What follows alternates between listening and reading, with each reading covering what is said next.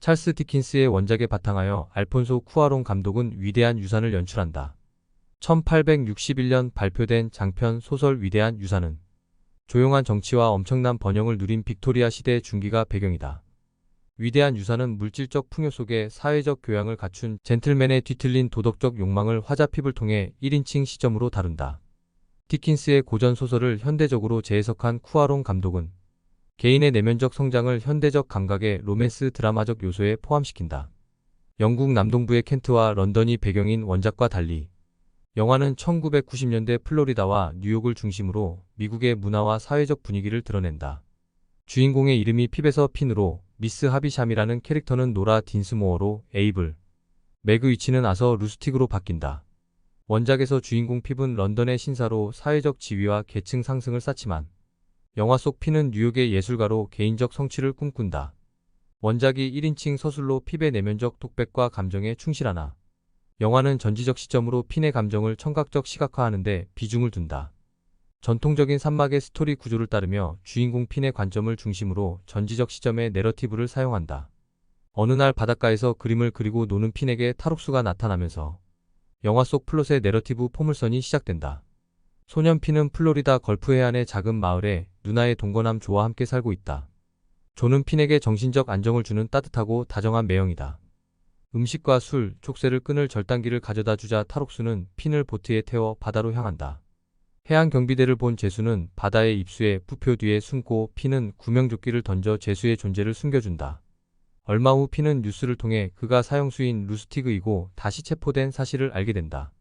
일거리가 끊긴 조는 플로리다에서 가장 부유한 노라 딘스모어 여사로부터 저택의 원의 일을 부탁받는다. 조와 함께 간 저택에서 핀은 8살 동갑의 소녀 에스텔라를 그리다 마음을 빼앗긴다. 컬러 팔레트로 영화 전반에 걸쳐 반복적으로 사용되는 녹색은 핀의 내적 성장의 기호적 상징이다. 에스텔라의 초상화를 그리게 하여 놀이친구로 삼은 것은 딘스모어 여사가 핀의 마음을 상하게 하려는 복선이다. 자신의 저택인 잃어버린 낙원에 단절된 채 지내는 딘스모어 여사는 몇 년 전 결혼식 날 파혼당한 상처가 있다.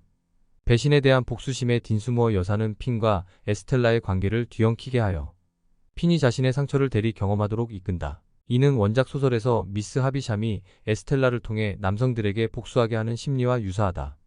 감정적 여정을 나타내는 물과 관련된 장면들은 중요한 전환점을 의미하는 기호적 도구이다. 몇 년이 흘러 핀은 화가로 성장하지만 에스텔라는 유혹을 남기고 유럽으로 유학을 떠나버린다. 7년 후 한 변호사가 찾아와 핀의 재능을 돕고 싶다는 익명의 후원자의 얘기를 전한다.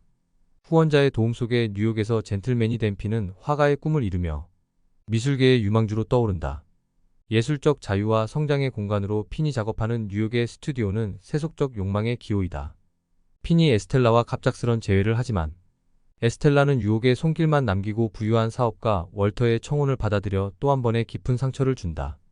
월터의 결혼식에 참석하기 위해 온 딘스모어는 핀에게 자신이 저지른 대리적 복수를 고백한다.